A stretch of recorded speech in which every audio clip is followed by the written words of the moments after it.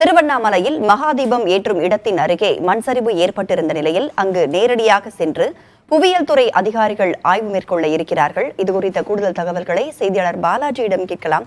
பாலாஜி, எத்தனை பேர் கொண்ட அதிகாரிகள் அந்த ஆய்வுல ஈடுபட போறாங்க? மேலும் அந்த ஆய்வின் அறிக்கை எப்பொழுது வெளியாகும் என்று எதிர்பார்க்கலாம்?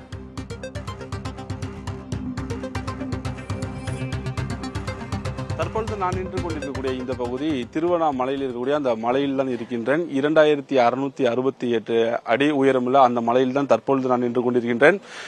அண்மையில் தமிழகத்தை புரட்டிப்பட்ட பெஞ்சல் புயலின் தாக்கமானது திருவண்ணாமலையில் அதிகமாகவே இருந்ததாக தான் நம்மால் கூற முடிகின்றது. காரணம், மலையில் இருந்து பாறை ஒன்று உருண்டு விழுந்ததில் 7 பேர் உயிரிழந்தனர். மேலும் அந்த பகுதியில் உள்ள பொதுமக்கள் பல்வேறு விதமான பிரச்சனைகளுக்கும் அவர்களுடைய வாழ்வாதாரத்தை இழந்து தவிக்கக்கூடிய காட்சிகளையும் நம்மால் பார்க்க முடிந்தது. இந்த நிலையில் திருவண்ணாமலையில் மகாதீபம் ஏற்றக்கூடிய அந்த மலையின் உச்சியில் கொப்பரை வைக்கக்கூடிய இடத்திற்கு சுமார் 400 மீட்டர் அடி அருகிலும், மேலும் அரைமலை என்று சொல்லக்கூடிய அந்த பகுதியில் 600 அடி அருகிலும் ஒரு மண் சரிவு ஏற்பட்டதாக வனத்துறை அதிகாரிகள் தகவல் தெரிவித்துள்ளனர்.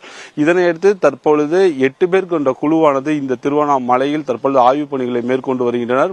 கடந்த காலங்களில் மகாதீபம் ஏற்றக்கூடிய அந்த பகுதிக்கு சுமார் 2500 பக்தர்கள் சென்று பார்ப்பதற்கு இங்கு மாவட்ட நிர்வாகத்தால் அனுமதி கொடுக்கப்பட்டு வந்தது.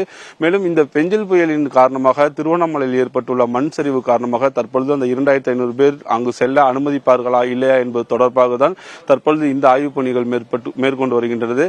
திருவண்ணாமலை மாவட்ட ஆட்சியர் பாஸ்கர பாண்டிய தலைமையில் தற்பொழுது 8 பேர் கொண்ட குழுவானது இந்த ஆய்வுப் பணியில் ஈடுபட்டு வருகின்றனர். இந்த ஆய்வுப் பணிகளுக்கு அடுத்துதான் அங்கு ஒரு ஆய்வு அறிக்கை தயார் செய்யப்படும். அந்த அறிக்கைக்கு பின்புதான் இங்கு 2500 நபர்கள் செல்வார்களா இல்லையா என்பது தெரிய வரும். கொண்ட அதிகாரிகள் தற்போது ஆய்வில் மேற்கொள்ள இருக்கிறார்கள். ஆய்வின் இறுதி முடிவில் என்ன முடிவு என்று தெரிய வரும். தகவல்களை வழங்கியமைக்கு நன்றி பாலாஜி.